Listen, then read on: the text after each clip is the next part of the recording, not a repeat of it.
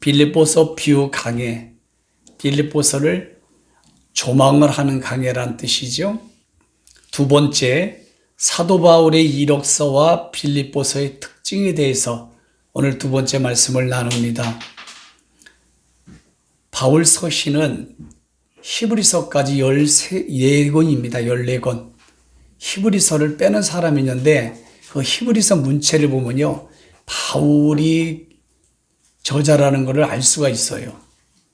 그래서 14권으로 보시면 되겠고, 저는 신학교 다닐 때 이 바울 서신을 통해서 엄청나게 은혜를 받고 감동을 받고 정말 사도 바울 같은 그런 신앙을 본받고 싶고 그런 목회를 하고 싶어서 제 이름을 바울로 바꾸려고 했어요. 그런데 이제 뺏겼죠, 이름을 제가. 그래서 빌립보서 특별히 말씀을 1장부터 4장까지 작은데 계속 읽다 보면요, 참 감동되는 게 너무 많아요. 그리고 바울 서신 14권을 읽다 보면요, 정말 어떻게 이럴 수가 있을까 할 정도로 너무너무 감동이 되고 우리 자신이 거울이 되고 부끄럽습니다. 자, 우선 사도와 제자의 차이점을 먼저 말씀을 드리면은, 사도는 아포스톨로스, 영어로 오파슬, 보냄을 받은 사람, 파송을 받은 사람이란 뜻이에요. 단순히 직분이 아닙니다. 누가복음 6장 13절에 보니까 예수님의 제자를 부르시고 12를 택하여 사도라 칭하셨다. 그런 사도의 자격이 누구냐면 예수님을 직접 만난 사람이어야 돼요. 그리고 부활의 증인이 되어야 되고 교회의 기초를 세운 사람, 그리고 나가서 복음을 전파하는, 요게 부합이 될 때 사도라고 칭함을 받을 수 있습니다. 그런데 우리는, 목회자는 복음 전파하는 것까지만 되지 왜 세계는 자격이 없잖아요. 그래서 이제 목사는 헬라어로 포이멘, 패스터, 그래서 양을 치는 사람, 양육하는 사람, 그러니까 목자라고 하는 거예요. 양을 치는 목자, 이런 뜻을 가지고 있어요, 목사. 그래서 목사는 사도가 될 수 없습니다. 그리고 제자와 사도의 그 차이점은, 제자는 배우는 사람이에요. 그럼 배우고 난 뒤에는 어떻게 됩니까? 파송을 받아야 되죠. 보냄을 받아야 되죠. 어디까지요? 복음을 증거하고 예수 그리스도를 전파하는데 죽기까지. 그래서 영적으로 보면은 우리가 잘 배우잖아요. 제자가 되잖아요. 또 제자도 배웠다는 차원이 아니라 예수님과 똑같은 삶을 살아가는 걸 제자라고 하는 거죠. 그리고 우리가 더 나가서 사도로서 파송을 받는, 선교사들의 파송 받잖아요. 이런 것처럼 그렇게 좀 차이점이 있다는 거 기억을 해 주시고, 사도행전 1장부터 11장까지는 그 예루살렘을 중심으로 교회가 확장되어지고 또 유대인들만 구원을 받은 사건이 약 10년 동안 있었어요. 그러니까 10년 동안 유대인들만 북치고 장구치고 잔치만 벌린 거예요. 그러다 보니까 예수님이 보시기에 너희들끼리 다 해먹는구나. 그래서 스데반 집사를 순교하는 사건을 만들어 다 흩어버려요, 예루살렘 교회를. 그래서 12장 13절부터 본격적인 그 안디옥 교회가 만들어집니다. 안디옥 교회가. 그래서 모여있거나 복음이 멈춰있거나 또는 어떤 자기들끼리만 이렇게 신앙생활하는 거는 하나님 원치 않아요. 그래서 흩으시는 거예요. 그래서 전 세계를 악법을 만들어서 악법을 만들게 해서 흩어버리는 겁니다. 왜냐, 복음이 증거되더라고. 씨앗이 막 퍼지라고. 그리고 이제 알구가 쭉저기를 구분하는 거죠. 그 10년 동안을 유대인들만 구원받았어요, 복음이. 그러나서부터 비시디아 안디옥이라고 해서 예수리아, 비시디아 안디옥이 있고 예수리아, 수리아 안디옥이 있거든요. 이게 수리아 안디옥에서 최초로 고넬료가 이방인으로서 베드로를 통하여 첫 번째 구원받는 사람이 되어지고, 그 다음부터 어마어마한 이방인들이 이 수리아 안디옥 교회, 초대교회에 엄청나게 몰려드는 거예요. 그리고 비시디아 안디옥에는 그 터키 그 내륙 지방에 있죠. 거기 이제 바울이 사역을 할 때 유대인들의 반박을 많이 받았던 곳이에요. 그래서 하나님이 사도행전 2장을 중심으로 교회가 탄생된다는 거 꼭 기억을 해주세요. 그래서 예수님은 신약분이 아니고 구약분입니다. 아멘. 두 번째 사도 바울의 이력서를 자세하게 여러분들이 공부를 해 두셔야 신약의 3분의 1의 정경을 가진 성경을 이해하면서 14권을 아주 구원사 경륜으로 쉽게 이해할 수가 있기 때문에 이 사도 바울에 대한 이력서를 빌립보서 비유 강의 첫 번째 여러분들에게 말씀해 줬는데 한 번 더 자세하게 한번 영상에 올라갈 테니까 들어보시길 바랍니다. 아멘. 사울은 히브리 유대식 이름이에요. 그 뜻은 기도로 구하여 얻은 자란 뜻을 가지고 있어요. 이스라엘의 초대 왕이 사울이었죠. 같은 의미예요. 유대에서 사역을 할 때는 사도 바울이 사울이라는 이름을 사용을 했단 말이에요. 왜냐하면 유대인들과 이렇게 커뮤니케이션이 되기 때문에. 그리고 사도행전 13장부터 이방인 선교가 아주 집중적으로 확산되어질 때 1차, 2차, 3차에 걸쳐 선교 사역을 가지요. 그때 터키, 튀르키예, 소아시아를 중심으로 바로 그리스, 유럽, 로마까지 복음을 전하러 다니잖아요. 사도 바울이. 그때 바울로 이름을 바꾼 거예요. 헬라식, 그리스, 라틴어, 로마식으로 바울이라는 이름을 바꿔서 쓴 겁니다. 그 바울은 작은 자, 그리고 겸손함 이런 뜻을 가지고 있어요. 그러니까 이름 자체에 참 아주 뜻과 의미가 그렇게 살아갔다는 게 녹아져 있어요. 그리고 이유는 그리스 사람과 로마 사람과 터키에 있는 모든 사람들과 친숙하고 복음을 쉽게 그들과 이렇게 접하기 위해서 이름을 바꾼 겁니다. 그러니까 우리도 복음을 증가하는 데 있어서는 사도 바울처럼 모든 것을 문턱을 낮춰야 된다는 것을 이 사울의 이름을 쓰지 않고 바울로 이름을 쓴 걸 통해서 우리가 참 도전을 받아야 될 것 같아요. 아멘. 출생지를 보면은 터키 길리기아 다소에서 태어났어요. 언제요? BC 5세기 전후. 그러니까 예수님하고 같은 연도에 태어났다고 보면 돼요. 이 바울의 아버지가 조금 눈이 열렸던 사람인 것 같아요. 미리 유학을 보낸 거예요. 예루살렘으로. 그리고 유대 사람이고 베냐민 지파. 베냐민 지파는 유다 그 민족과 베냐민 지파를 통해서 남유다가 되죠. 거기에서 메시아 그리스도가 나오지 않습니까? 아주 12지파 중에서도 굉장히 여러분 좋은 지파지요. 그리고 로마 시민권도 보유하고 있고 가말리아 학문이라고 하는 것은 엄청난 대단한 학문이 지금은 하버드 대학교 그리고 히브리인이고 바리새인이고 율법에는 흠이 없는 자예요. 바리새인이 어떤 사람인지 알죠?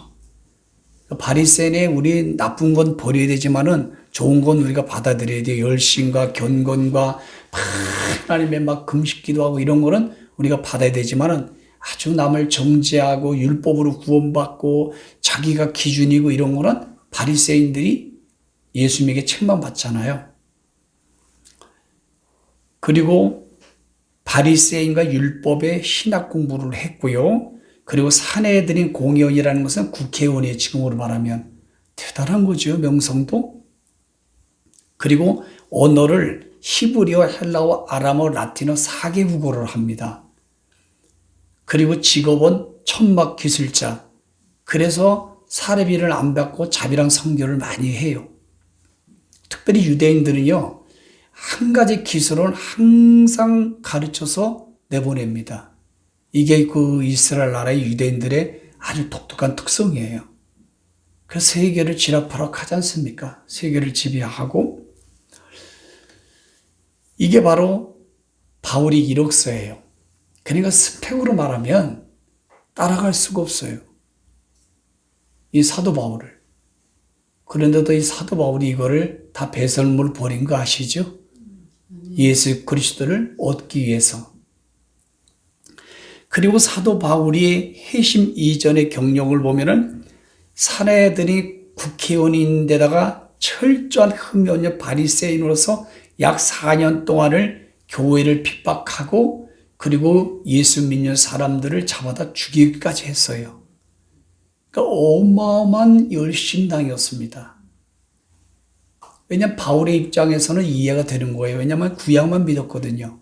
구약만 믿으니까 예수님이 하나님이라고 그러고 그 하나님이라는 예수를 믿으니까 청정병력 같은 일이지요. 그래서 유대인들이 예수님 십자가에 못 박은 이유가 그래서 죽인 거잖아요. 스데반이 순교할 때 사도행전 7장 8장에 동의를 해버렸어요. 그리고 사도행전 8장에 다마스커스 다메섹으로 예수 믿는 사람을 잡으러 가다가 그 언덕에서 예수님이 나타나신 거예요. 그러니까 예수님은 빛이시잖아요. 확 빛이 막 비치는 순간 이 사도 바울의 눈이 실명이 되고 말았습니다. 그래서 3일 동안 눈을 뜨질 못해요. 그래서 그 다마스커스에 있는 제사장 아나니아를 하나님이 불러다가 안수 기도를 하니까 눈이 납니다. 그때 사도 바울이 회심을 한 거예요. 그때부터 사도행전 9장이 되는 거죠. 8장까지는 어마어마한 예수 믿는 사람들을 핍박했던 인물이에요. 예수님이 직접 나타나서 사울아 사울아 네가 어째 나를 박해하느냐? 내가 언제 박해했냐? 나를 믿는 성도들을 죽이고 박해하는 게 나를 박해하는 것이다. 직접 만났어요. 그러니까 사도가 되는 거예요. 그런데 고린도 교회 성도들이 바울의 사도권을 굉장히 공격했죠. 사도가 아니다. 그래서 고린도 12장이 나온 거야. 내가 부득불 나에 대해서 말하면 나는 셋째 하는 삼층천에 갔다 온 사람이야. 낙원에. 얘기 안 하려고 하는데 하는 거야. 그러면서 낙원 천국을 말하고 사도권에 대해서 변호하잖아요. 그러니까 고린도 교회가 참 은사와 영성이 강했지만 이 사도 바울을 참 힘들게 많이 했습니다. 그리고 10년 동안을 아라비아와 타수에서 묵묵하게 준비를 하는 중에 안디옥 교회의 담임 목사님 바나바, 위로자고 하는 바나바가 이 소식을 듣고 직접 가서 콜링합니다. 데려옵니다. 이 바나바는 굉장히 훌륭한 인물이에요. 그 사역을 하다 보니까 바울이 훨씬 더 잘 가르치는 거예요. 그런데도 시기 질투하잖아요. 바울이 잘하는 걸 길을 다 열어주는 인물이에요. 그 바나바가 참 우리 모델입니다. 모든 사람이 잘하면은요, 이 바나바처럼 막 길을 열어주고 그렇게 할 수도 밀어주는 역할. 이게 바나바예요. 참 오늘날 목사도 공동목회를 한다든가 아니면 성도도 어떤 그 라이벌 의식이 비슷비슷하잖아요. 그러면은 그 꼴을 잘 보진 못하는 이 바나바의 영성이 너무나 미약합니다. 저 사람이 너무너무 잘하네. 그러면 그걸 잘하도록 밀어주는 거예요. 이게 바나바예요. 그리고 안디옥 교회에서 담임 목사와 지금 말하면 부목사죠. 사도 바울을 선교사로 여러분이 임명을 합니다. 야, 이런 경우가 있어요. 담임 목사를 여러분 선교사로 임명하는 데가 어디 있어요? 전 세계. 담임 목사를 안 가지. 아니면 사임하고 가던가 그러지 본인이. 그리고 1차 선교를 소아시아에 하고 그다음에 2차 선교가 이제는 유럽 쪽에 가고 3차 선교 사역을 저 로마에 가서 하게 되죠. 그리고 2차 선교는 사도행전 15장, 16장에서부터 시작이 되는데요. 이때에 문제가 하나 있었어요. 사도행전을 읽다 보면은 유대인들이 항상 베드로와 사도 바울을 힘들게 했던 문제가 율법과 할례를 받아야 구원이 된다. 이것 때문에 유대인들을 기독교인으로 만들어 놓으면 그 유대인들이 와가지고 핍박을 하고 박해를 하고 또 돌려놔야 원이지. 이게 너무너무 힘들었어요. 그러다 보니까 예루살렘에 있는 유대인 기독교인들이 스리야 안디옥까지 온 거야. 와가지고 이방인들이 구원받는 거는 율법을 지켜야 되고 할례를 받아야 된다. 할례를 받으면 유대인이 되는 거예요. 그 유대인이 되면 율법을 다 지켜야 됩니다. 365개를. 이거 어마어마한 짐이에요, 짐. 율법의 저주에서 예수 그리스도에서 해방시켜졌잖아요. 근데 이 짐을 지는 거예요. 이때에 베드로와 야고보와 바울이 예루살렘 회의를 갑니다. 사도행 15장에. 거기 가서 이 문제를 논하면서 결국에는 야고보와 베드로가 대단한 그 감독이었거든요. 결정을 하기를 이방인들은 할례를 안 받아도 된다. 이 결정을 합니다. 우리도 율법을 지키는데 어마어마하게 못 지키면서 얼마나 큰 짐이냐. 근데 왜 이방인들까지 짐을 지려고 하느냐. 그리고 예수 그리스도께서 대속으로 말미암아 모든 율법의 저주에서 자유를 줬고 해방을 해줬기 때문에 오직 은혜로 그리스도를 믿음으로 말미암아 구원을 받는 것이다. 라고 하면서 결정을 칩니다. 그런데 다시 바울이 돌아와서 바나바와 2차 선교 여행을 가려고 하는데 바나바의 조카 마가로 인해서 마가가 조금 원망하고 불평하고 사역을 잘 못했죠. 그런데 이제 바나바가 조금 편을 들어줘가지고 분쟁이 있어가지고 헤어집니다. 그리고 사도 바울이 루스드라에 가가지고 실라와 디모데 청년과 그 다음에 의사 누가 있죠. 예, 누가 세 사람을 데리고 2차 전 선교 사역을 준비합니다. 그때 밤에 환상 가운데 성령님이 막 오시는 거예요. 소아시아, 터키를 중심으로 중국, 한국 이쪽으로 이제 복음을 전하려고 계획을 잡았는데 성령님이 막 오시는 거예요. 그때 밤에 환상 가운데 저 그리스 거기에서 한 사람이 환상이 자꾸 부르는 걸 봤어요. 아, 이게 바로 아시아 선교가 아닌 저 그리스 유럽 쪽에 선교하라고 하는 하나님의 섭리 경륜이구나 하고 방향을 그쪽으로 전합니다. 그 바다 건너기 전에 콘스탄티노플, 비잔틴, 이스탄불 제가 가봤거든요. 여기 그 바다 건너가 그리스예요. 유럽으로 방향을 전하는 그리스.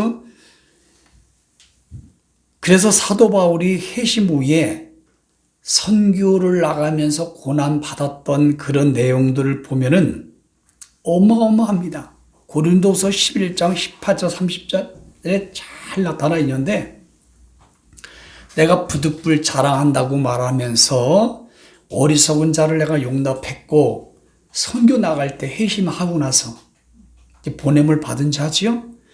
그리고 매를 많이 맞았고 그리고 감옥에 여러 번 투구를 했고 여러 번 죽을 뻔했다. 그리고 41에 뺀 매를 5번 매를 맞았다. 실제로 이런 사역을 하고 이런 고난을 당했단 말이에요. 그리고 3번 몽둥이에 맞았다. 돌에 맞고 3번 파산에 죽을 뻔했고 강의 위험도 있고 강도의 위험이 있고 지치고 아프며 여러 번 밤을 새운 적이 한두 번이 아니고 굶주리고 목마르고 여러 번 금식하고 시위를 당하고 헐벗고 날마다 닥치는 교회를 염려하는 것 가운데 살았고 그런 나의 연약한 것을 자랑한다. 그러니까 어마어마해요. 이 사도 바울이 이 하나님의 사역을 하고 선교 사역을 하고 이 목회를 할 때에 어마어마합니다. 이 고난이. 나는 이거를 생각해 보면은 힘듦에 들기도 부끄러울 정도야. 우리는 이렇게 신앙생활을 못 하잖아요. 해본 적도 없고. 그러니 사도 바울이 선교 사역하고 주의를 할 때에 어마어마한 이런 일을 당했다고요. 그 사도 바울을 보면은 정말 부끄러워요. 우리 신앙과 믿음이. 조그마한 일 가지고 막 화를 내고 우리는 조그마한 일 가지고 우리는 삐지고 시험 들고 넘어지고 그냥 주장하고 힘들고 어렵습니다. 못합니다. 이렇습니다. 저렇습니다. 이 사도 바울의 신앙생활을 하고 좁은 길을 간 거 보면은 참 너무 부끄러워요. 너무 부끄러워 정말. 어떻게 명함을 내밀 수 없겠어요. 명함을. 빌립보서 4장 11절 13절에 보니까 하나님의 섭리와 경륜 가운데 하나님이 다 사도 바울을 아시고 미리 이런 훈련을 시킨 거예요. 성경에 보면 하나님의 구원사 경륜과 섭리로 훈련시킬 때 비슷하지요. 루트가. 아브람도 그랬고 요셉도 그랬고 야곱도 모세도 또는 이런 사람들 보면은 다 비슷해요. 욥도 보면 그렇고. 하나님의 구원사 경륜 가운데 섭리 가운데 하나님의 의병기를 쓰려고 하나님이 딱 선택을 하면은요 다 이런 과정으로 이끌어가요. 이런 과정으로. 그리고 사도 바울의 이 선교 사역 기름은 약 2만 킬로 정도 된다고 그래요. 어마한 거리를 걸어 다닌 거예요. 우리는 그냥 걸어 다닙니까? 지하철 타는 것도 힘들다고 해야지. 근데 오늘 한경민 집사가 오늘 지하철 타고 또 수위에 갑자기 나타났네. 자, 우리는 참 이런 걸 보면 부끄러워요. 그리고 이방인의 사도고 교회를 개척을 많이 했고 또 복음을 전파하면서 제자를 양육했고 그리고 딱 30년 사역을 하고 순교를 합니다. 예수님하고 비슷해요. 30년 예수님은 30년 청년이 되어서 3년 반을 공생애하고 죽으시잖아요. 그러니까 예수님하고 같은 연도에 태어나서 참 예수님이 딱 30세까지 이렇게 자랄 때 그리고 예수님이 십자가에 죽으시고 나서 여러분 30년을 사역을 했단 말이에요. 30년. 그러면서 빌립보서 3장 7절 8절 보니까 예수님을 직접 만나고 사도가 된 후에 회심 후에 거듭난 후에 자기가 가졌던 유익하고 좋던 모든 것들을 그 많은 스펙을 해로 여겼어요. 손실로 여겼다고 고백을 합니다. 진짜 그랬어요. 사도 바울은. 그 모든 것을 해로 여기면 예수 그리스도를 아는 지식이 가장 고상하고 탁월하고 월등하기 때문이다. 그러니까 자기가 가졌던 물질, 스펙 또는 권력 모든 것을 손실로 여겼다는 거예요. 해로 여겼다는 거예요. 이유는 예수 그리스도를 알아가는 경험하는 것 그것 때문에 다 해로 여겼다는 거예요. 그런데 우리는 거꾸로 살아가지 않을까 신앙생활을. 그리고 또 바울이 빌립보 3장 8절에는 더 아주 리얼하게 구체적으로 우리에게 이렇게 말을 해요. 내가 그리스도를 위하여 모든 것을 배설물 똥으로 여긴다. 내가 예수 그리스도를 전파하고 초림과 재림의 상속 언약 복음을 사도 바울은 계시록을 몰랐기 때문에 계시록에 있는 내용의 재림의 상속 언약은 잘 말씀한 게 없어요. 그런데 주님을 전파하고 복음을 전하는데 자기가 누가 되고 반대가 되는 것은요, 이런 지하에 그냥 다 버렸다는 거예요. 그런데 이 말씀을 보면 진짜입니다. 이게 진짜 알곡이에요. 이게 진짜 사도입니다. 이게 진짜 목사고 이게 진짜 그리스도인이에요. 그런데 전 세계 그리스도인들은 어때요? 바울이 버린 배설물을 목숨 걸고 추구하고 그거를 가지려고 혈안이 돼 있고 얼마나 피 터지게 싸웁니까? 그러니 참 불쌍한 거예요, 우리 신앙이. 그래서 타작마당이 필요해요. 그래서 기질이 필요합니다. 돌이키질을. 마태오 3장 12절 말씀이 필요한 거예요. 이 비본질을 배설물로 버리는 걸 보세요. 이것 때문에 복음을 증거하고 좁은 길을 가고 내가 하나님께 영광 돌리고 말씀대로 살아가려고 하는데 아주 이게 방해가 되는 것이라면 이렇게 했습니다. 사도 바울은. 참 나도 10% 20% 못하는 게 있는데 참 이런 말씀을 통해서 사도 바울의 고백을 통해서 그 사역 30년 동안을 사역하면서 그 과정의 내용들이 충격적인 거예요. 충격적인 거예요. 너무나 감동이 되고 너무나 도전이 되고 너무나 나 자신을 보게 돼요.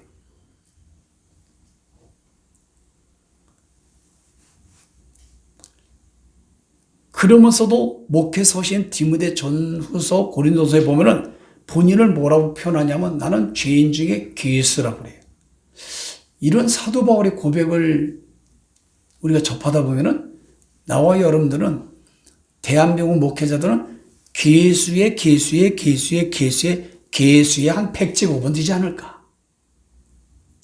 왜 아멘을 안 하고 고개만 숙입니까? 아멘. 그러니까 교만하고 정죄하기를 좋아하고 비판하기를 좋아하고 자기를 웃듬대기를 좋아하는 이거는 복음적으로 말도 안 되는 거예요. 정말 예수님이 진리의 성령님을 이 10년 가운데 모시지 못한 결과입니다. 근데 우리는 얼마나 웃듬대기를 좋아하고 상석에 앉기를 좋아하고 대접받기를 좋아하고 자기 높임받기를 좋아하고 이렇습니까? 얼마나 사도 바울하고 완전히 대칭이 돼요. 완전히 이게 뭐 반대가 되지 않습니까? 대칭이. 아멘. 그냥 거저되는 건 아닌 것 같아요. 정말 확고부동하게 팍! 이 다마스커스 만난 것처럼 확고부동하게 만나야 돼. 그리고 사도 바울의 결론은 카이사로 로마의 황제 칭호죠. 네로 황제 때 참송을 당합니다. 왜 십자가형을 안 하냐 하면은 로마 시민권자이기 때문에. 주후 64년경에 순교했다고 나와요. 근데 목이 참수될 때에 목이 이렇게 3번을 띄었다고 그래요. 그리고 그 자리에 물이 나왔다고 합니다. 전승에 의하면. 어마어마한 거죠. 정말로 낙원 천국에서 예수님이 그 참수하는 그 모습을 보고 얼마나 막 인간적으로는 분노가 있고 그리고 영적으로는 막 큰 의의 면류관. 바울은 의의 면류관을 사모했더라고요.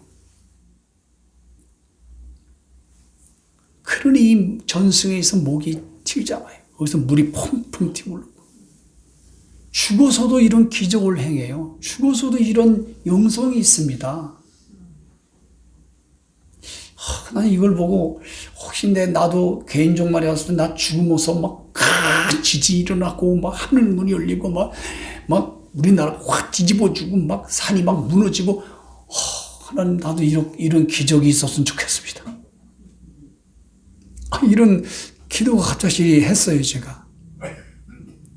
여러분들도 죽을 때 이런 역사가 기적이 일어나길 바랍니다. 사도 바울의 외모를 보면 전승에밖에 안 나오는데요. 초대교회 기독교 문헌 중에서 외경이라고 하는 바울과 테클라라고 하는 행전이 있어요. 정경 외에 외경, 가톨교는 외경을 사용을 합니다. 이때에 테클라라고 하는 여인이 바울의 말씀을 듣고 너무 감동을 받아서 독신으로 사는 걸 결정을 해요. 그리고 신앙생활을 그렇게 하겠다고 합니다. 그게 테클라 행전인데 거기에 잘 묘사가 되어 있는데요. 키가 굉장히 작다. 그리고 머리가 좀 벗겨졌다. 다리가 약간 굽었다. 옹다리다. 그리고 눈썹이 여기서부터 여기까지 이렇게 이어졌다. 그래요. 그리고 코가 저처럼 컸답니다. 마치 이사야 53장에 예수님의 외모를 말씀한 거 이사야 대언자가 말씀한 거 기억나세요?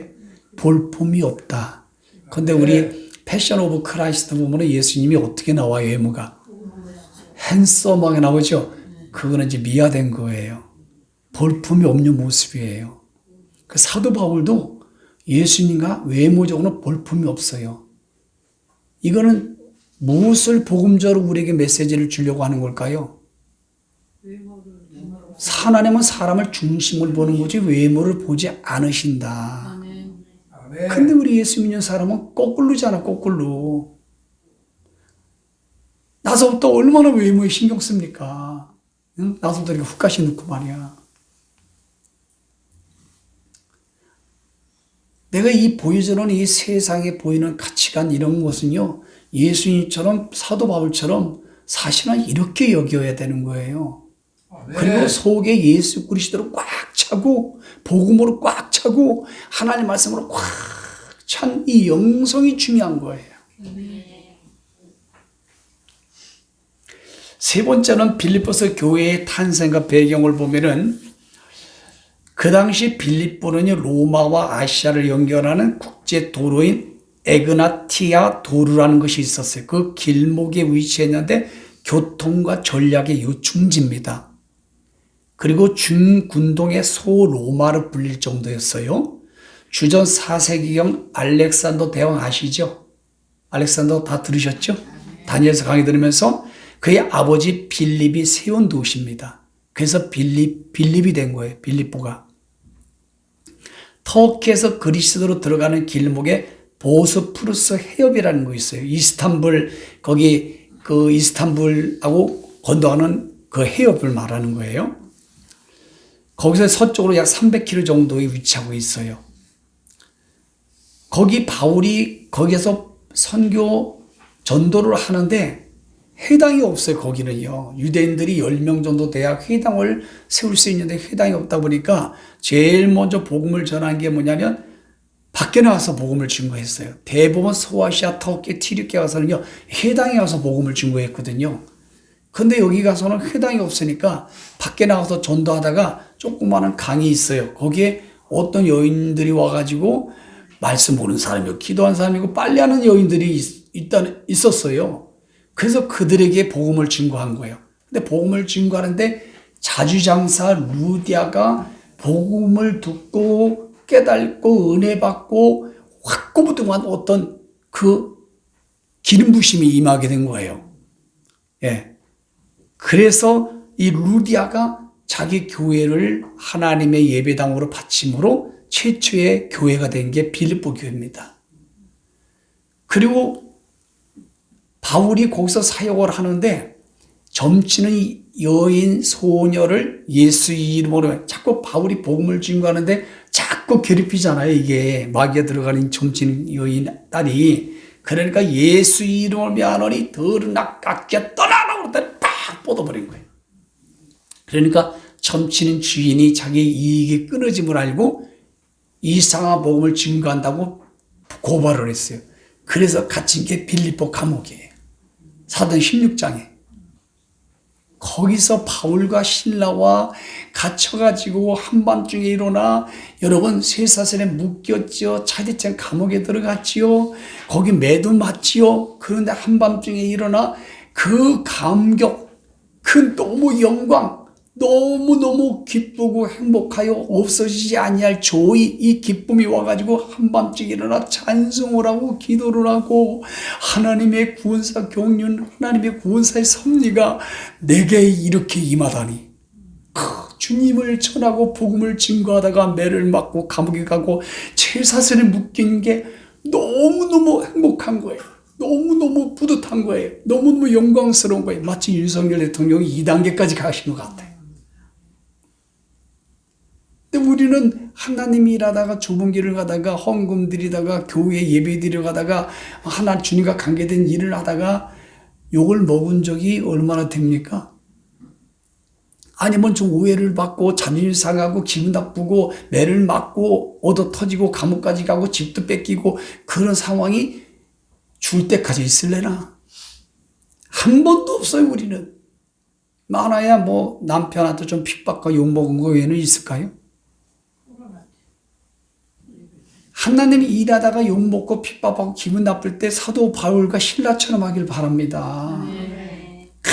기뻐하고 기뻐하다. 내가 하나님 일하다가 욕을 먹었는데 상이 많겠구나, 상이 크겠구나. 이야, 기념책에 내 면류관이 엄청나게 기록되어 있네. 이거를 표현을 하고 이거를 여러분 드러내야 되는 거예요. 그게 그리스도인이고 진짜 알곡이고 진짜 믿음이고 진짜 영성이라고 하는 것을 말해주는 겁니다. 아멘. 그때 여러분 간수가 놀래가지고 깜짝 놀래가지고 사도 바울을 향해서 뭐라고 외칩니까? 우리가 어떻게 구원을 받을 수 있습니까? 그때 유명한 말씀 뭐예요? 다 같이 시작. 주 예수를 믿으라. 그리하면 너와 내 집이 구원을 얻으리라. 이때부터 이제는 많은 사람이 한 가정, 간수의 가정이 구원받아가지고 빌보 교회 예배당의 공동체가 막 굳건하게 확산되는 거예요. 그때가 주 50년경이라고 합니다. 네 번째, 빌립보서의 저자는 주 61년경의 사도 바울이죠. 14권의 바울 서신 중에서 옥중서신, 에베소서, 골로새서, 빌레몬서, 빌립보서 4대 옥중서신, 감옥에서 여러분 교회들에게 편지를 보낸 거죠. 로마 감옥에 갇혔을 때가 약 2년 정도 됐다고 보면 돼요. 그때 기록한 거예요. 그러니까 옥중 생활 말기 62년에서 63년경에 빌립보서를 기록을 하면서 하나님의 구원사 경륜 섭리가 빌립보서 1장부터 4장까지 어마어마하게 구체적으로 기록되어 있어요. 어마어마하게. 거기에는요, 신학적인 것뿐만 아니라 예수님의 성육신, 죽으심 또는 무덤에 묻히시고 부활하시고 그리고 우리 삶 가운데 기쁘고 그리고 어떻게 신앙생활을 해야 될지 우리 인생이 무엇인지 아주 적나라하게 디테일하게 기록된 게 빌립보서예요. 그리고 바울이 여러분 딱 1년 있다가 여러분 참수형을 당한 겁니다. 30년을 사역을 해요. 30년 동안. 30년을 이렇게 신앙생활하고 이렇게 좁은 길을 가고 이렇게 알곡의 열매를 맺으면서 이런 선교사 그 다음에 목회 이런 사역을 하다가 순교했단 말이에요. 빌립보서의 하나님의 구원사 경륜의 특징을 하고 마치겠습니다.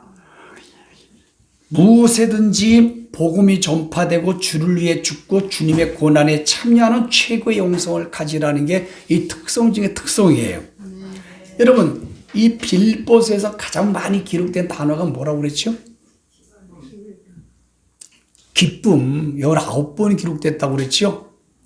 그리고 검색을 해보면요 37번이 그리스도에 대한 단어가 제일 많이 나와요.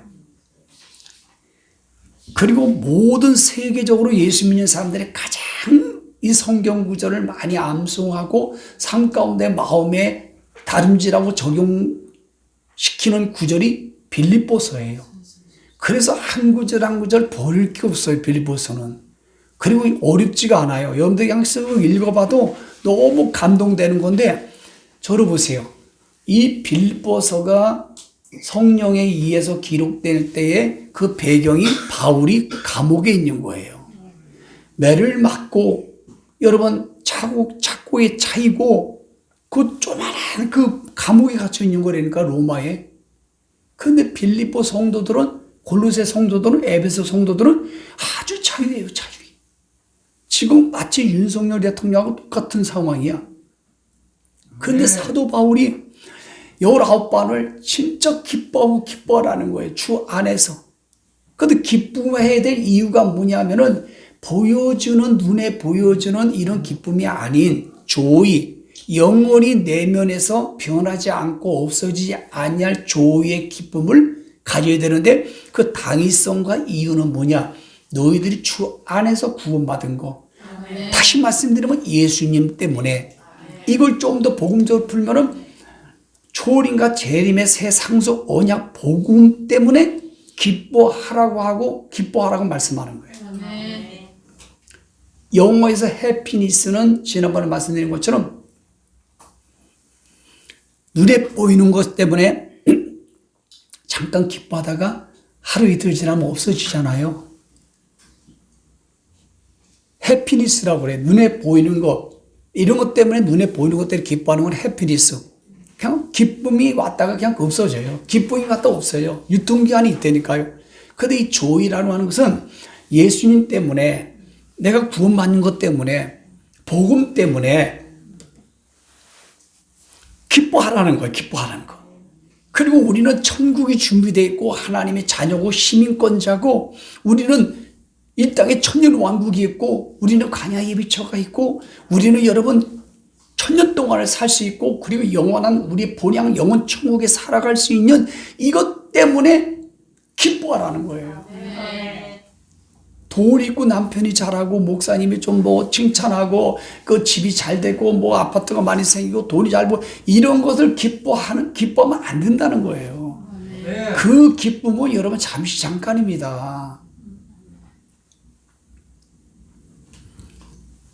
여러분 바울이 지금 죽음을 앞두고 있어요. 참수형을 앞두고 있는 상황 가운데 사도 바울의 이 내면의 이 기쁨 보세요. 윤석열 대통령이 대한민국 어떤 누구보다도 지금 기뻐하고 계시는 것 같아. 그와 같은 맥락이라고 느껴지더라고요.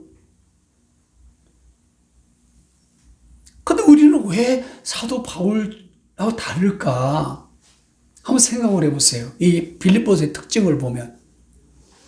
정말 여러분 예수님 때문에 내가 구원받은 것 때문에 내가 하나님의 의의 병기의 경륜으로 쓰임받는 것 때문에 내가 광야 예배처를 위해서 내가 쓰임받는 것 때문에 마르지 않는 내면의 기쁨이 이렇게 샘솟듯 일어납니까?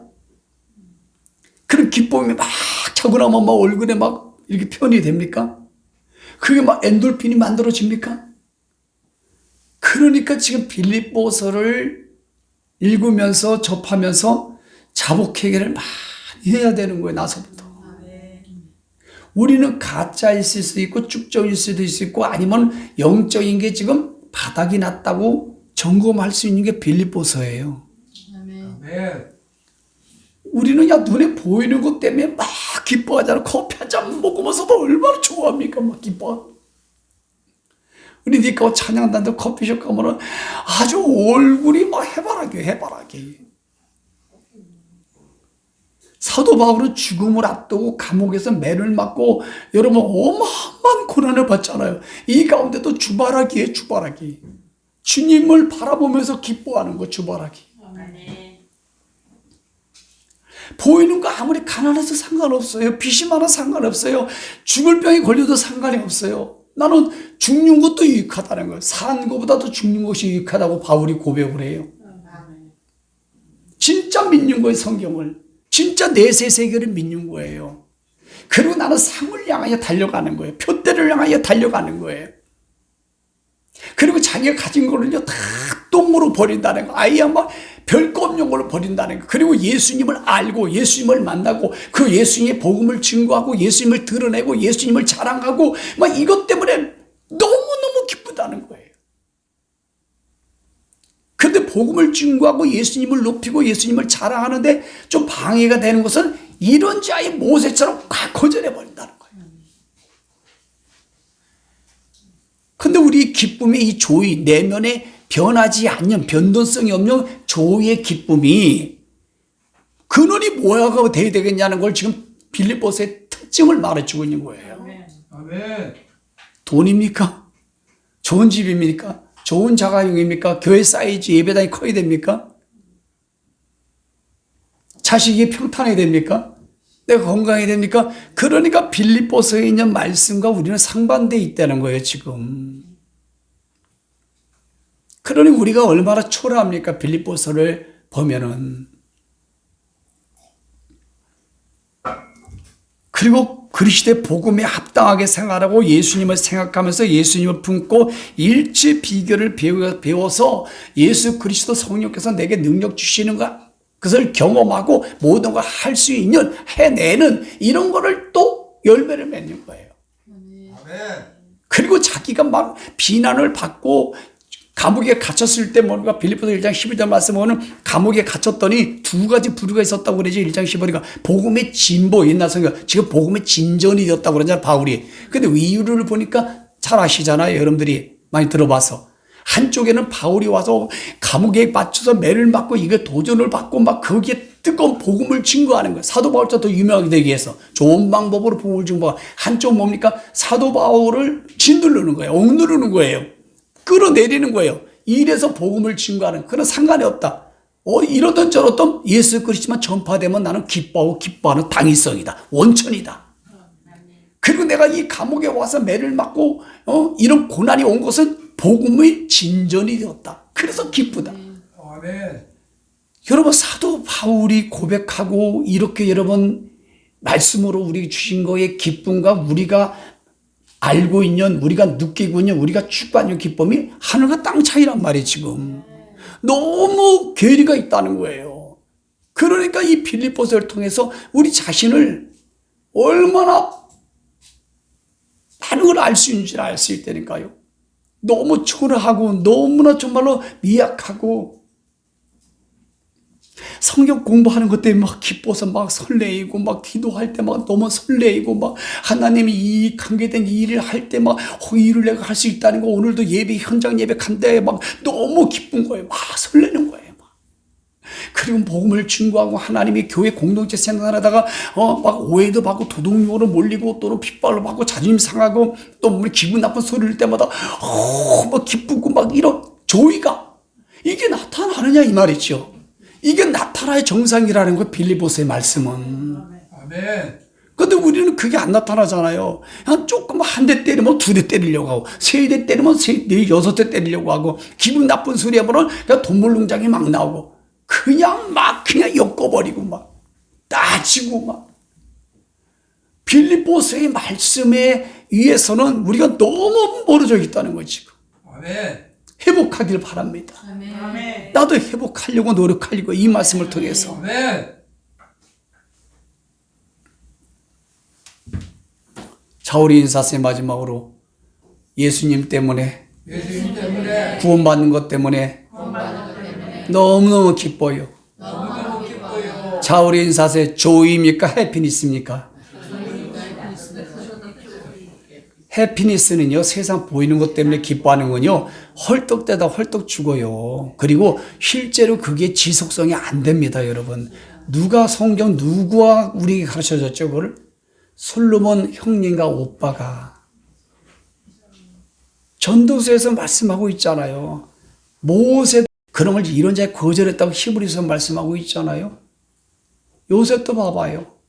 그러므로 오늘부터 이 빌립보서의 특징을, 말씀을 마음에 새겨서 매일 기뻐하길 바랍니다. 아멘. 기쁨이 메마르지 않길 바랍니다. 기쁨이 온천이 막 펑펑 솟아오르시길 바랍니다. 자, 오늘 여기까지입니다. 자, 다음에는 세 번째 말씀을 나누겠습니다.